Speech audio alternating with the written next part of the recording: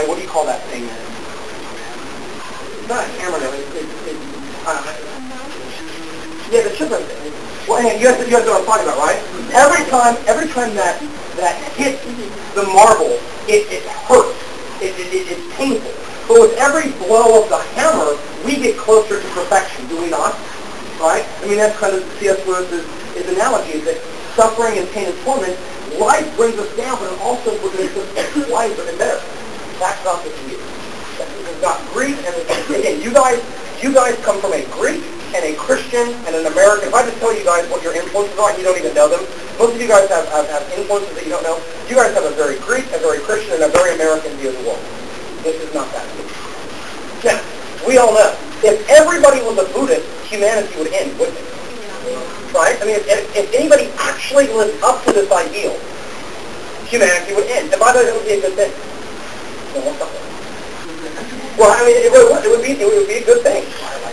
I mean, think about it. I mean, religious people tend to have religious moms and dads tend to have a lot of what? A lot of children, don't they? Right? And that's because they tend to believe that life is a gift. A Buddhist couple would say, why bring a child into this world to suffer? They wouldn't be married, right?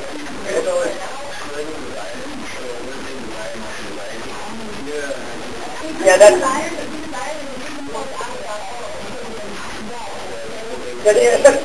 It's like, look at this one. You know how we tell you guys, listen, you know how we tell you, let me explain this whole Buddhist monk thing.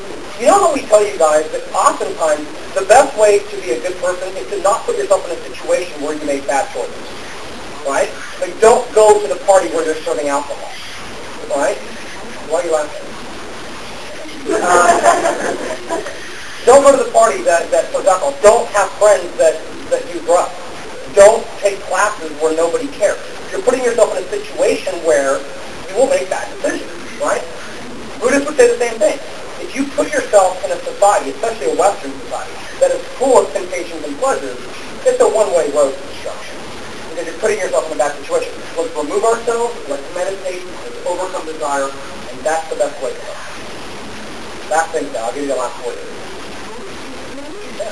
You just look very flushed. It really frustrates me because, okay, their perfect life... Because you can't tell me why this is wrong. No, okay, you're sitting there thinking, God, I want to defeat this, but I can't. Okay, their perfect life would be sitting and meditating for 80 or 90 years. Well, no, it takes a lot to get here.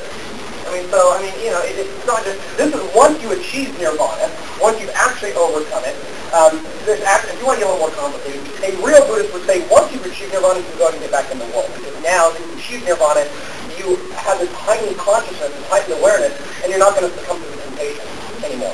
You know that it leads you to nothing. So a real Buddhist actually can come back into the world because they now have achieved a situation where they're not going to desire any of the things around them. Such a green Christian American. Go ahead. What?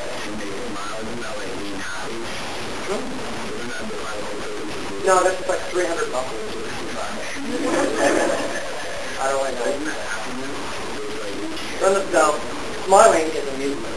Happiness is a state of being.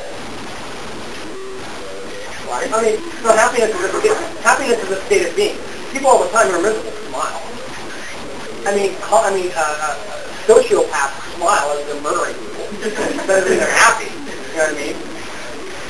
By the way, what is the name of the head of the Buddhist religion? I'm not going to put this on your test. What's it called? It's called the Dalai Lama. It's called the Dalai Lama. The Dalai Lama is actually written a book. I know you guys are like, hold on, why would you write a book? Okay. Any questions for me, folks? No? What? You guys, here's the people.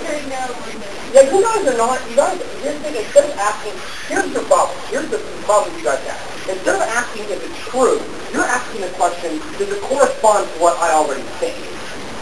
See, and a real good student doesn't approach a new book, a new lesson, a new religion, a new philosophy, as just to say, well, is it just going to bolster what I already think?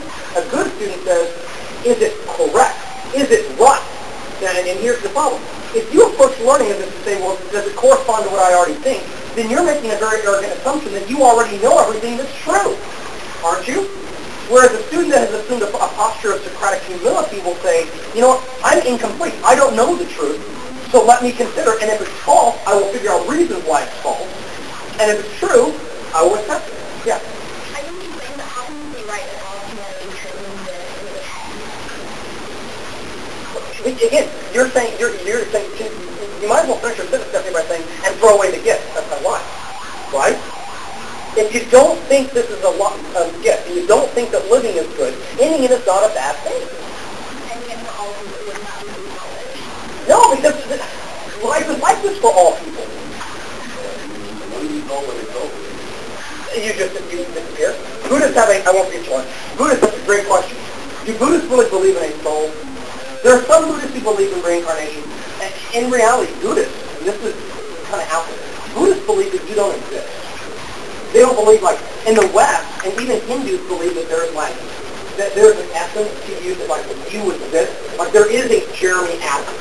There was a Michael Jackson. There is a Barack Obama. There is a Jennifer Lopez, right? Or there are 50 million